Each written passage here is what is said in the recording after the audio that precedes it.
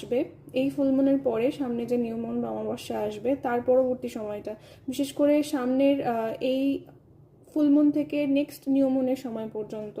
এই সময়টা আপনার জন্য যারা প্রেগনেন্সি চাইছেন তাদের জন্য খুব ভালো সময় হতে চলেছে। কারোর জন্য আমি টুইন বেবিরও একটা এনার্জি আমি দেখতে পাচ্ছি, কারোর জন্য এটা সেকেন্ড চাইল্ডও হতে পারে।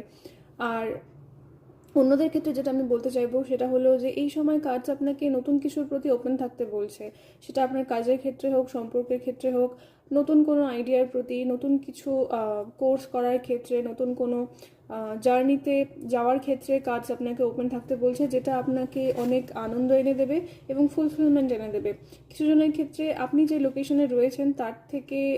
দূরে কোথাও, অন্য কোথাও আপনার জন্য একটা নতুন জীবন অপেক্ষা করছে বলা যেতে পারে, বা ভালো কিছু অপেক্ষা করছে। এখানে একটা ট্রান্সফরমেশনের ভীষণ রকমের প্রয়োজন, বা যারা ইতিমধ্যেই জানেন যে সামনে নিয়ার ফিউচারে আপনারা